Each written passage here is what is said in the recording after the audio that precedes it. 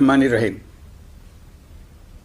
প্রিয় দেশবাসী, শিশু, কিশোর কিশোরী, তরুণ তরুণী, ছাত্রছাত্রী, বয়স্ক, বৃদ্ধ, নারী পুরুষ সবাইকে আমার সালাম জানাচ্ছি।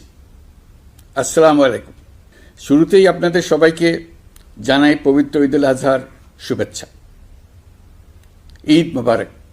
মহান রব্বুল আলমিনের অশেষ মেহেরবানিতে আপনাদের দোয়ায় এবং সংশ্লিষ্ট সবার সর্বোচ্চ আন্তরিকতা ও পেশাদারিত্বের ফলে এবছর আমাদের হজ ব্যবস্থাপনায় সাফল্য এসেছে।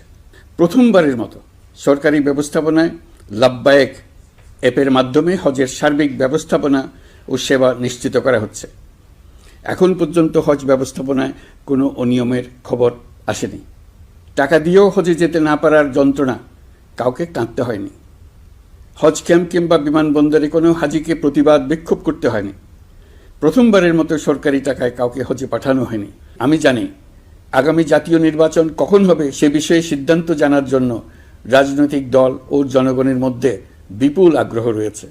আমি বারবার বলেছি এই নির্বাচন ডিসেম্বর থেকে আগামী বছরের জুনের মধ্যে অনুষ্ঠিত হবে।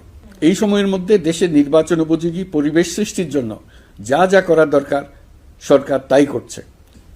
পাশাপাশি বিচার, সংস্কার ও নির্বাচন সংক্রান্ত চলমান সংস্কার কার্যক্রম পর্যালোচনা করে আমি আজ দেশবাসীর কাছে ঘোষণা করছি যে আগামী জাতীয় নির্বাচন 2026 সালের এপ্রিলের প্রথমার্ধের যে কোনো একটি দিনে অনুষ্ঠিত হবে। এই ঘোষণার ভিত্তিতে নির্বাচন কমিশন উপযুক্ত সময়ে আপনাদের কাছে নির্বাচনের বিস্তারিত রোডম্যাপ প্রদান করবে। আমরা এমন নির্বাচন চাই যা দেখে অভ্যুত্থানের শহীদদের আত্মা তৃপ্তি পাবে, তাদের আত্মা শান্তি পাবে। আমরা চাই আগামী নির্বাচনে সবচেয়ে বেশি ভোটার, সবচেয়ে বেশি প্রার্থী ও দল অংশ নেক। এটা সবচেয়ে অবাধ, সুষ্ঠু ও নিরপেক্ষ নির্বাচন হিসেবে জাতির কাছে স্মরণীয় হয়ে থাকুক। আমি আগেও বলেছি, আজ আবারও বলছি, আমরা একটা যুদ্ধ অবস্থায় আছি। এখন আমাদের একতাবদ্ধ থাকতে হবে যে কোনো মূল্যে।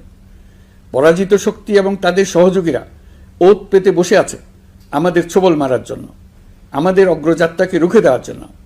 আমরা তাদের কিছুতেই এই সুযোগ দেব না।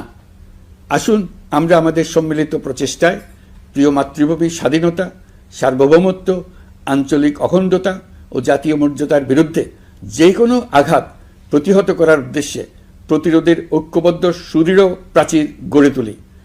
প্রিয় দেশবাসী, সবাইকে আবার ঈদের শুভেচ্ছা ও সালাম জানাচ্ছি। মহান আল্লাহ আমাদের সহায় হন। আল্লাহ হাফেজ।